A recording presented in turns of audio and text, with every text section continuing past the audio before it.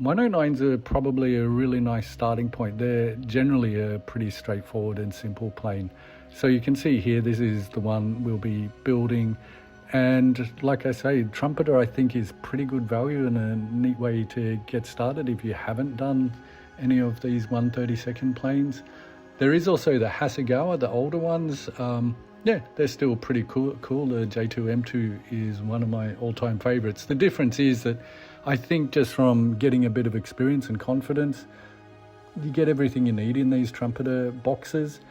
This is roughly 20 years old, this kit. So yeah, you can't expect miracles, but like I say, it's probably a third of the price of Tamiya and definitely Zukumaru, which I've got both in the stash, but these are still nice little kits. I think I picked this one up maybe 4 or 5 years ago. It was $60. I don't think they've really changed that much. So what, £30 or something if you're in the UK, 20 in the USA, wherever.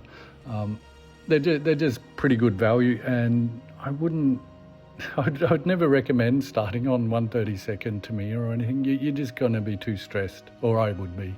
If you want to go all in, go for it. It's your thing. But you can see here the scale just gives you a lot more room as well. So especially for me, getting a bit older, you can see the bulkhead here, and we're working through the cockpit. Is it the best cockpit? Definitely not. This is one where I did do it closed canopy purely because the detail inside is pretty limited. However, having said that, if you were up for the challenge, you've got a nice basis to really start doing some scratch work and so on. And like I say, you do get a bit of this experience with just the etchings and so on. So yeah, no complaints. And yeah, from my experience, I would recommend these. There's a bunch of them. I think there's probably at least half a dozen of these 109s within that Trumpeter range. Oh, and I just before someone whinges or whatever, no, I got no sponsorship or affiliation with anyone or anything. And just to prove that, the decals here are pretty crap. Actually, I'd go for, I wouldn't say, yeah, in the case of the instruments, yeah, they're out of scale and not great, that's for sure. I don't even think the color is really good. But again, this is a big difference, say 20 odd years ago, 25 I think really. I think this is 2002 or something. You can check scale mates, I was too lazy. But where you do notice it is, yeah, it's just clunky, and even getting it to line up was a bit messy. However, these are really great little, what I say, I actually think these are, again, a bit out of scale, but they're fun and good practice to be messing around and learning some of that, metal work, really. That's all that you can say. You do need to clean up the support brackets. I would say on the whole, again, Trumpeter is pretty good. I never had great dramas with flash and moulding and all that. I think, to be fair, they're probably just, they don't have all of that 1970s tooling and so on. As a general rule, I do hear a lot of people, they get all angst-ridden about having not built anything and so on. I didn't touch anything at my bench, 6 odd weeks. It's been summer here in Australia. I was traveling, I was in Asia for a couple of weeks and back to work and all that. But it's interesting, for maybe a month, I really just didn't even have any interest. I wasn't in the zone at all. But about a week ago, suddenly I really had that urge. And I think most people, probably with all hobbies, will get where I'm coming from here. I just started to miss it after a while. So yeah, back at the bench, and I was messing around with a little Airfix Typhoon, which, yeah, sometimes it's fun just to switch things around from more detailed to pretty basic. Like I say, you can see here there's a fair bit of etching to play around with.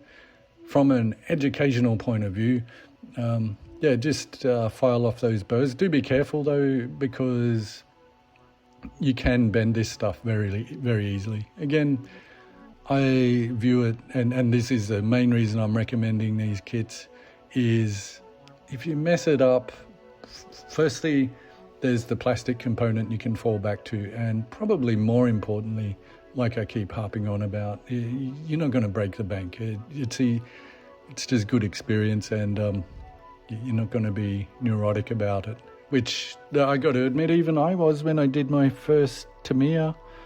You do feel that little bit of pressure. So that's where I'm coming from here. Like I say, are these super detailed? No, but is what it is. So you can see here that, like, yeah, the etchings, they are pretty neat. Again, you'd probably be paying, what, $10, $20 for some of the aftermarket stuff. So, yeah, from a introductory point of view, yeah, good value. And 109's a cool plane, always popular. I think it was the most produced, the most produced fighter plane ever or something? They were still flying them in the 60s, Israel, I think, all in that part of the world. Definitely there's going to be a lot of people that know way more about them than me. I wouldn't even profess beyond rudimentary or basic knowledge of 109s, but I do know some people out there really, really into it. So yeah, if you do have anything that you want to add, yeah, let me know. They normally always get corrected on these videos. The engine itself, yeah, it's fine. Again, I know that people are probably screaming now, no, it's not fine, all that. It's fine for what it is, $6 kit, and you're probably going to close it up anyway. I go through the steps here of building it. One thing I'd say is, yeah, generally, even if you don't paint it or finish it, sometimes you do need to still build the engine just to add that structural integrity. Not that we're going full engineering mode, but yeah, I think there are definitely times when it's probably just adding that little bit of integrity, and you could get into a few troubles, and you'll see there the way this is mounted. So this is that inverted mount, and it does, even though this is a kit, you can almost see that there is some, it does provide a bit of that structure.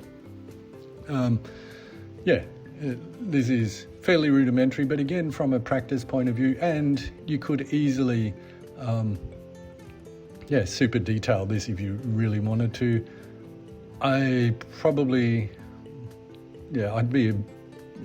wouldn't be for me, let's say. I'd rather detail something, or maybe not detail it, but I think sometimes you got to realize about what you're spending time on. If you're into that, go for it. But it is a fairly basic tooling or molding of one of those very, very famous engines. What I'm doing here is, and this is where you sort of see this in the older kits, there's not a solid alignment, as you can see. So to make sure it is aligned, using that toothpick as literally an alignment rod, and then coming in with the glue. I think you notice this even, I think Italeri was really bad for it on some of their older kits. It's like just no indication of where the cockpit seat would go or anything like that. You kind of just had to feel your way through with it. But you can see here, yeah, it's a fairly decent little representation. Poking and prodding, and it starts to come together, and especially once you've added a bit of paint and so on, looks good. And a lot of these things, doesn't matter how good you build it, you're never going to see it, because unless you contrive to show it with like one of the engine panels open, yeah, you're not going to see it. But it's still fun, good practice, and like I say, I'm really just showing you all of this as much for those, if you're a bit cautious about the larger scale planes. Interestingly, the one thing I'd really advocate about 132nd, and I'm really curious to hear everyone else's opinions, because I actually love 132nd. Even from the channel, you might not think it, but I tend to do the smaller planes, especially at first, because it was easier to get videos out, whereas the bigger planes, obviously, you're not doing them in a weekend. But back to my point, since I'm ranting a bit, one thing I did find really helpful about doing 1/32 is that I actually learned a lot more about the engineering, because as you can see here, you really are getting into injectors, and we'll see in a second, there's like the supercharger, all of that. You actually do start to learn a lot more about the actual real engineering going on behind the plane. So you can see the frames there, and you'll see how this all goes together. And definitely at this scale, you're actually even with say less detailed kits in 1/32, you can actually start to identify real engine parts, say. So there you can see a supercharger and stuff like that. I'm pretty sure that's a supercharger. Someone can let me know what's going on there. But yeah, this is all pretty standard stuff, but I think from just getting into it and having fun, 1/32 just gives you that bit more flexibility. So yeah, I wouldn't say I'm pushing any particular brand as such, even though it might sound like it. Really what I'm pushing here is the benefits of 1/32, and I'm sort of encouraging you, or those of you who have looked at it and been a little bit reluctant or hesitant, yeah, give it a go. These kits are actually cheaper than a lot of the new 1/72 kits, so you don't need to use that as an excuse or deterrent. You get, like, even there, you can see there's a bit of brass work or etching work coming in there. Easier to paint, and like I say, you can start to actually recognize real details. And there is actually another really fun thing, I think. As you can see there, we're going through just some steel on the engine, nothing super fancy. What I was going to say is, I do think the 1/32 really gives a lot more kick or oomph on display. Even people that are not into planes or models or anything like that, it's quite common for them to come in and see some of the ones I've got on display and go, oh wow. And I'm not sure if they go, oh wow, but probably like, wow, whatever. You know what I mean? I'm not making that it sound as exciting as it can be, but yeah, they definitely do. They're the ones that do attract the attention. I've never ever had someone visiting and go, wow, look at that little plane in the corner there. No, they really do jump out, and especially when you get into things like the Corsairs and stuff, because they're big and they're hard to miss, and especially if you're getting into that bright US Navy blue, or even the Spitfires and so on. Just really, really cool. So that's one of those things where I was talking about. You can see here that actually it does follow the real engineering quite closely. And if you didn't do the engine, you were tempted to sort of go, okay, I'm not going to show it, well, skip that whole step. You can get into some, maybe not in this kit, but it really it does help, at least with the alignment and so on. So I'd just be cautious of that, especially, like I say, I'm really aiming this more at people that haven't done 1/32 and are looking to do it, or give it a go. Yeah, again, follow the instructions in the first go. Don't go crazy. You follow the instructions and you'll generally get a nice build. The other thing I would say is there is some dogs out there, so do your research before you buy. There's a couple, the couple 109s I've done out of the Trumpeter range. Yeah, they're good. There is one catch here though.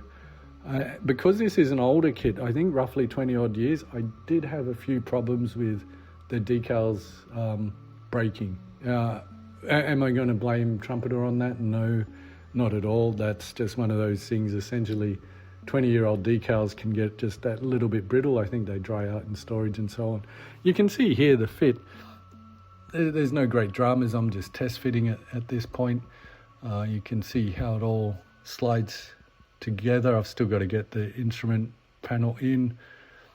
This is what I was talking about. This is probably, out of the whole kit, this was probably one of the more disappointing parts, or most disappointing actually, in that I did find the decals here, as you can see, yeah, just a bit clunky, and even if you take care with them, yeah, it's probably not something I would be really trying to display too much.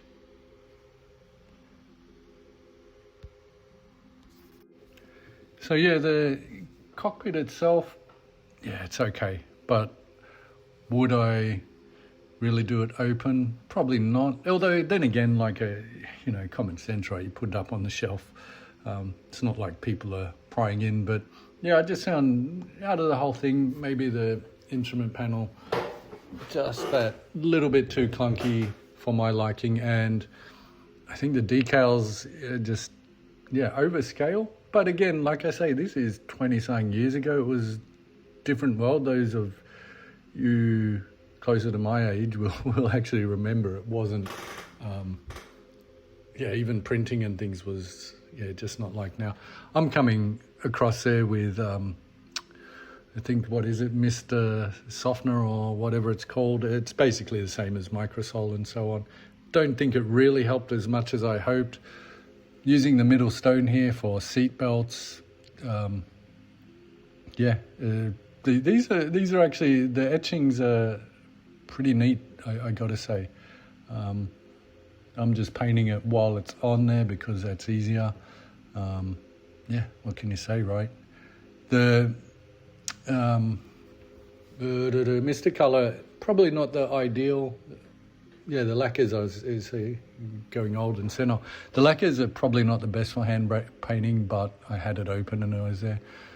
Yeah, when you put it in, when you look at a detail like this, I don't think there's much to complain about. You can do as much as you like, and you can see here, most of it is really good, but yeah, just the instrument panel I just think looks a bit whack, out of place. You can see there that it just doesn't look right in comparison to the rest of it. There's another trumpeter kit, I think it is Erler as well. I'd have to dig it out, but the instrument panel in there is really nice, and it's probably just a few years later. The fit overall here, I really, no issues at all. It all goes together really nice. I mean, there's a bit of jiggling around to make sure everything's seated properly, but as soon as you get that click, sort of as things settle in, slot into place, it all goes together well. The one thing and this is just for any kit, even if it was shake and bake or whatever, I do tend to go through slowly, and I'll glue sections at a time these days rather than trying to do, especially in these bigger planes, if you try and do too much all at once, I think that's where you can get into problems. But because you've got that flexibility that comes with this larger scale, you can glue sections at a time. So that's what you're seeing me do there. You can do it all in one go, but you'll figure it out, do it your way. But this is how I do it. I'll tend to do one section at a time and use a lot of that cheap craft tape. This is one of the bits I have left in here because there's a fair bit of detail. There's one finished side. Again, am I an expert? No, but I think you can see there it's not like completely useless and I don't know what I'm doing. First thing here, take off those burrs. This is a little diamond file. I can't remember, I picked up somewhere over the years. It actually works quite well on the brass, but I wouldn't say you need that. After all these years, I've still got my original trumpeter set of cheap files that I use nearly all the time. I'm using the end of paintbrush here, the handle, just to get that curve. I know you can use rollers and all of that, but the amount of times I need to do that compared to spending $100, it's a bit hard to justify. I think maybe one day I'd buy that stuff, but when you can use a paintbrush handle or whatever you've got convenient, that's a tough ask for me. So the idea is to get that curvature in and CA super glue. I think the hardest part is just being a bit, what would I say, confident with your gluing. When you place the part, if you're not careful, you can end up, especially with any CA type work, you can end up with it half glued or snapped or locked into the wrong place. I remember doing that on, I think it was Italeri Sea King years ago. There was some metalwork that went on the canopy side of it, and I tried to glue it down, and I think I managed to glue it down fine. It was just on at an angle, and then I was stuck. So again, there's ways around that, but yeah, I think if you're just a little bit more confident and just get it in place, you'll save yourself some headaches. The actual, I don't know what you would call this, the lining. This was a bit more tricky because I had to sort of measure the square part, and then I'm using my little bender here to really get that nice square edge.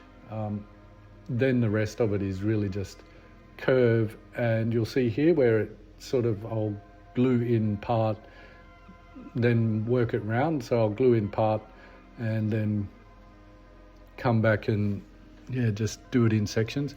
What I'm doing here is really to get that nice square 90-degree angle on the bend.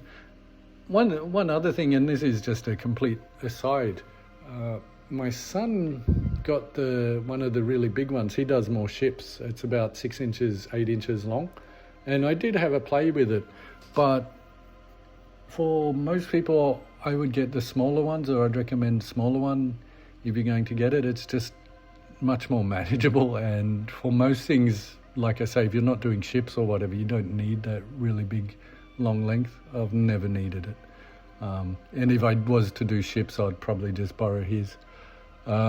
So you can see here where I'm sort of I've just been working it around to get that curve right.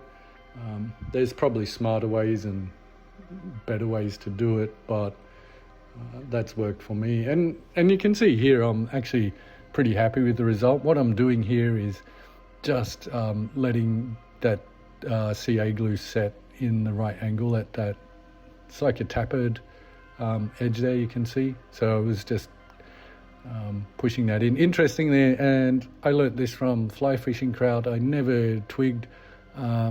CA glues are pressure sensitive, so giving them some pressure can set them off.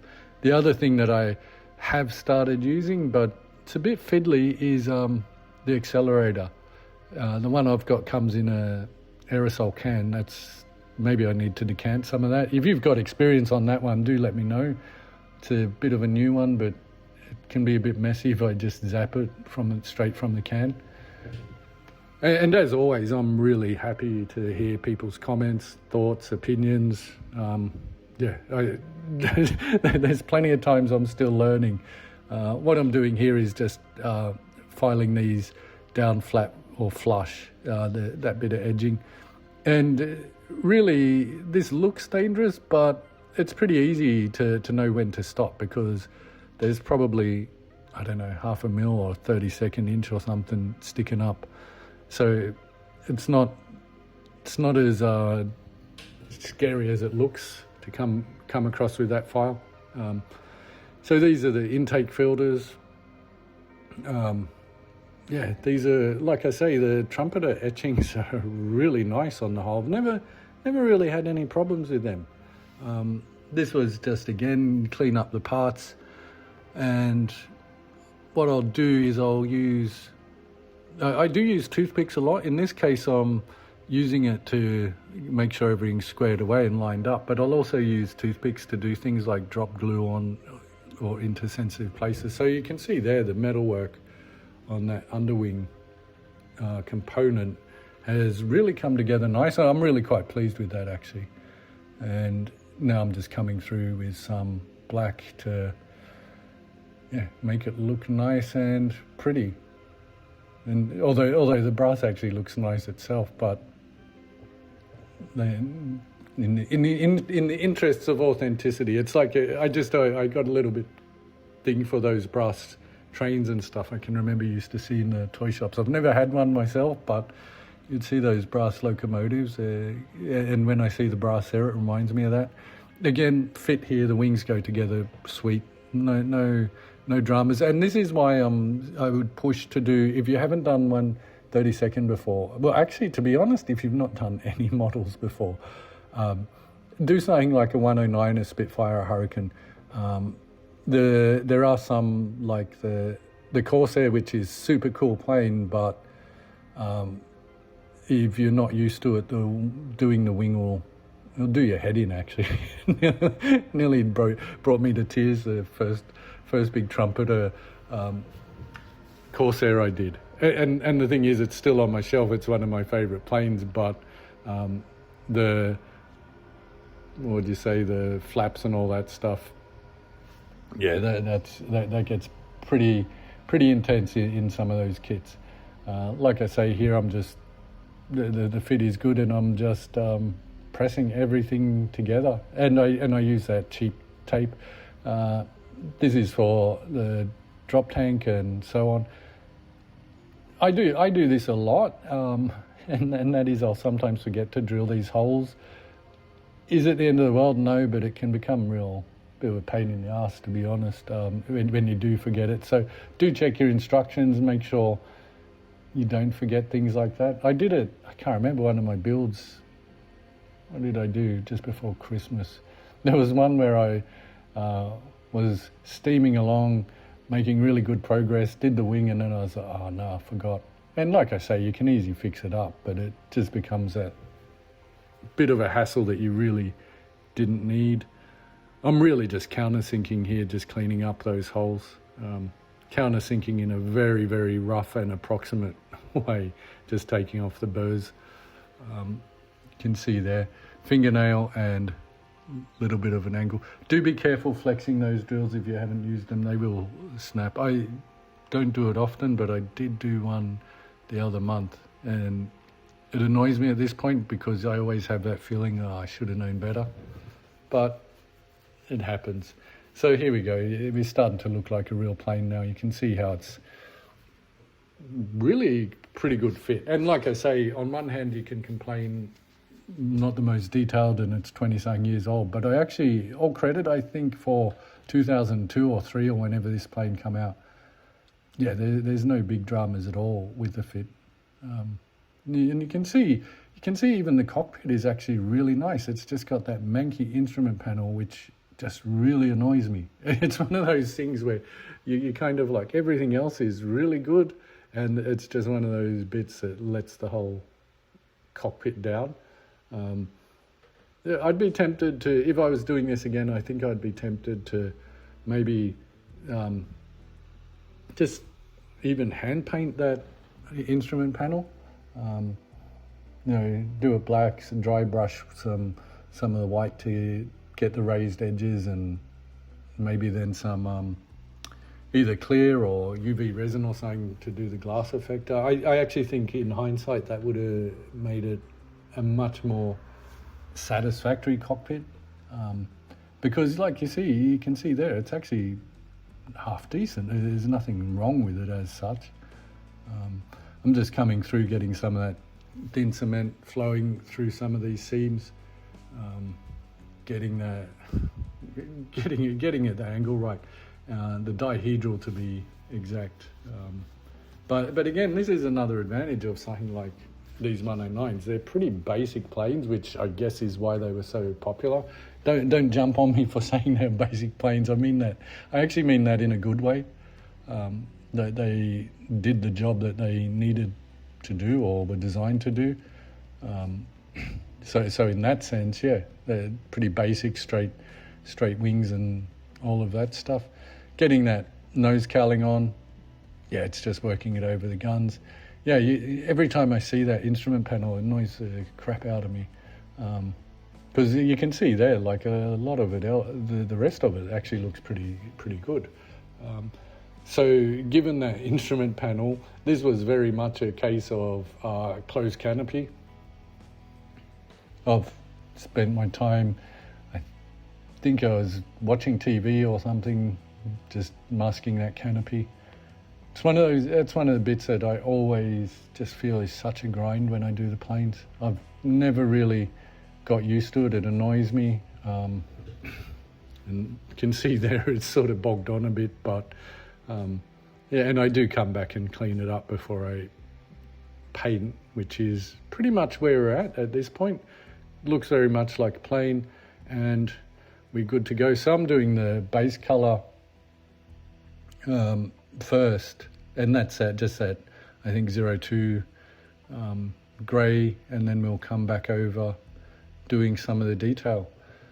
One of the things I do, and I don't know why or where I figured this out or learn it from or whatever, but I just dampen some tissue paper and use that to fill in the wheel wells, or block up anything else. Never had any trouble with it. It does what I need it to do. And it's not wet, it's just like spitball sort of wet, so that it conforms. And now we're on to the planing. You can, the painting, not painting. You can see I've already broken a bit there. That's easy to fix, but generally, if you can delay putting on all those little fiddly bits, antennas and pitot tubes and stuff, I would try and delay it. Otherwise you end up doing what I did there. In the end, I just break it off and re-glue it later. So you can see there, yeah, I'm using lacquers, but I've got a pretty good setup.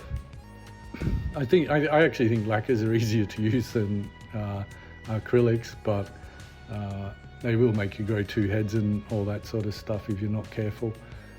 But they are actually easier to paint.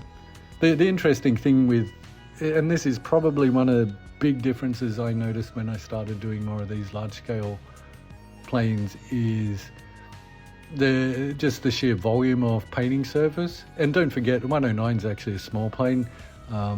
When you get into, say, Corsairs, Thunderbolts, all that, they're almost twice the size, and you can easily use an entire bottle of paint, like US Navy blue or something, just painting one of those larger planes. It's surprising. The other thing is that there's just big volume to get through. So like I say, in this case, not a big deal, but if you're doing the larger scale planes, definitely you start looking at ways to do, say, one wing at a time and do the fuselage and stuff, because like even on this 109, there's probably, in just sheer paint area, yeah, okay, dark green, you can see that's coming next, but in terms of just paint area, one wing is about the equivalent of a 1/72nd. Well, I'm doing really simple masking here, just taping this through. This is the darker layer coming on. This is, I'm trying to think, actually, definitely getting old. This is splinter pattern. Definitely, someone can correct me if I'm wrong, but that's my understanding. This is the splinter pattern. So you can see here, just some careful airbrushing. It's kind of nice. It's not like I need to do any crazy masking or anything like that. To me, this is kind of a fun part, actually. It's one of those low stress with nice reward. It starts looking very much like the plane you expect it to look like. And then, yeah, like I say, I'm using just that very, very basic, I think $2 shop type tape. So I go, well, I shouldn't say I go through lots of it, because I think you buy like $5, 5 rolls or something, $10. Lasts you for years. So yeah, I use that for most of my, what would I say, chunky type stuff. You can see there it's pretty cool, easy to use. What I'm doing here is just a little detail part following the pattern, so it's not exactly a straight line. Don't ask me why they did that, no idea, but yeah, that's largely the splintered pattern done very easily. Now I'm just doing that sort of dark dorsal surface. So it's really a light blue underneath as well, which I think I lost that video, but I kind of, what I'm trying to do here is get that mottled, patchy sort of effect, and then coming across finally with the dark green, just to, you can see there, to give it that sort of, what would I say? I think it's really a field camo that they started to do or evolved in that sense. Again, if someone knows a bit about the evolution there, but that's my take on it. The wingtips, bright yellow. And again, this is that early war, well, not early war, but 1942, but I think generally as the war progressed, they started using less and less yellow. So if you look at the early 109s, they have the full yellow nose cone, which they used to help identify each other. Problem was everyone could see who they were, including our side and so on. So you sort of see this gradual pullback of the yellow through the course of the war. So in this one, it's just the undersurface of the nose, but yeah, this is always a fun part, providing it goes well, and that's yanking off this masking. Definitely looks like a plane at this point. One thing I would say is just be careful if you're doing what like I'm doing here with the tweezers. Generally, I'd probably suggest use a toothpick or something, that less chance of scratching. Can't remember why. I was probably just being lazy using tweezers in this case for this particular one. Lazy and rushing a bit, but yeah, at this point it's all looking pretty cool. We're looking like we've got a solid plane. I did lose a video, or maybe I just forgot to put in. One thing, if I do have a bit of overspray, you can normally polish it off or rub it off with just a toothpick like I'm doing now. Yeah, I do think I lost the video for the undersurface, but really, yeah, seeing me put some blue paint on the bottom, you didn't miss too much.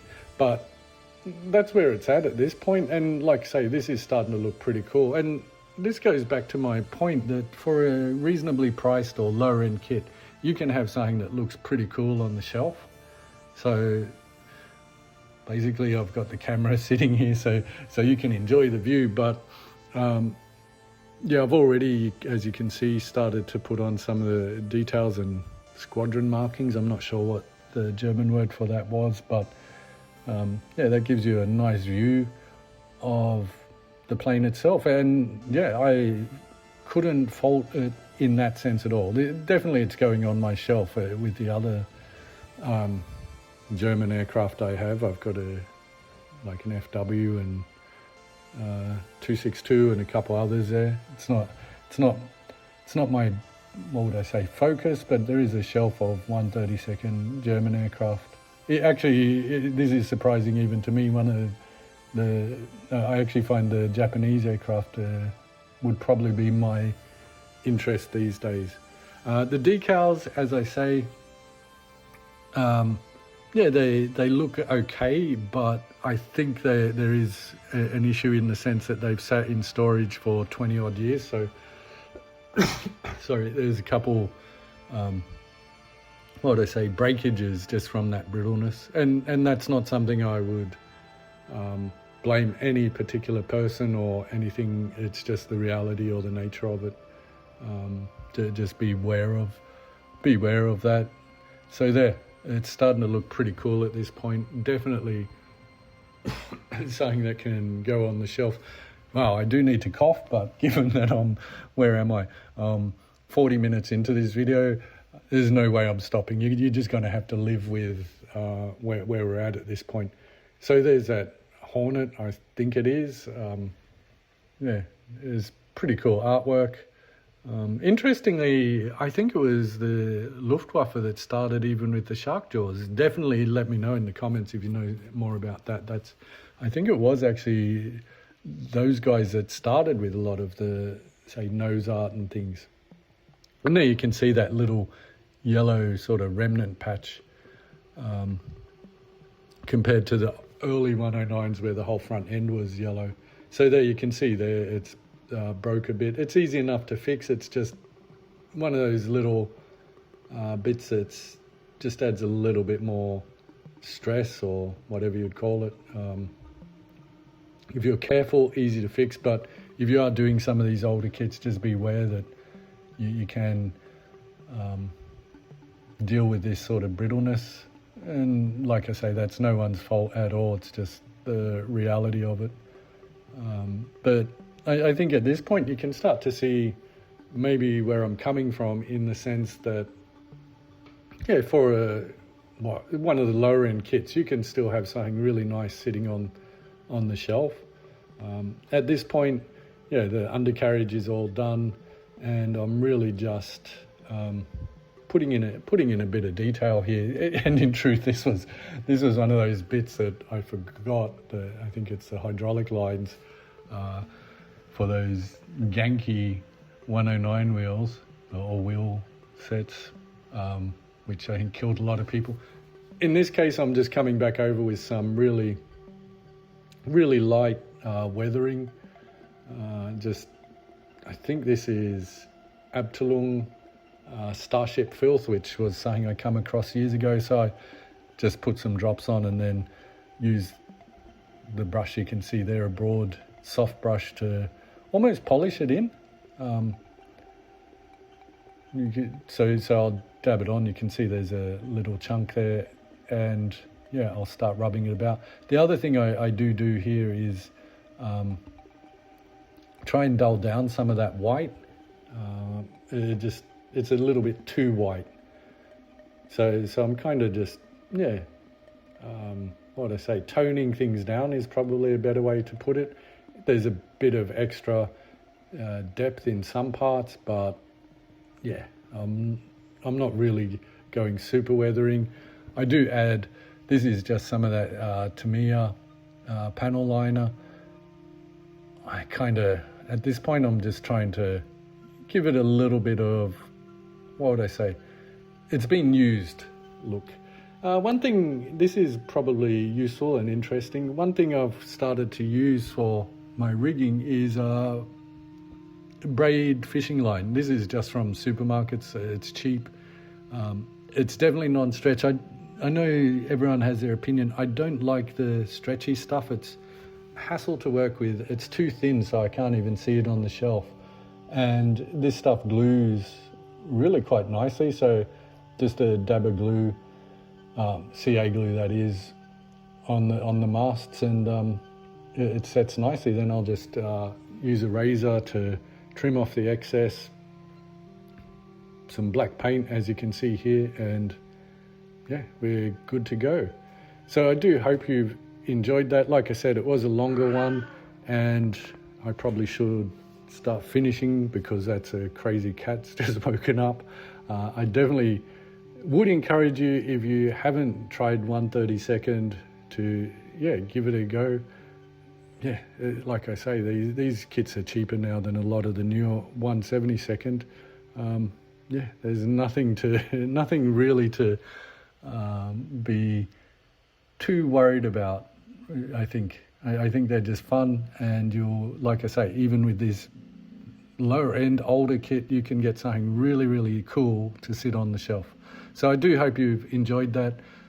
As always, like, comment, subscribe. Let me know what you think. I really do enjoy hearing from everyone.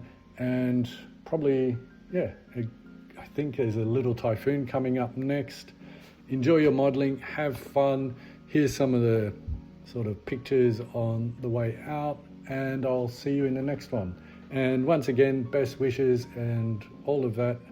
Have a great year ahead, and there'll be lots more videos coming out. Thanks again. See you in the next one. Bye for now.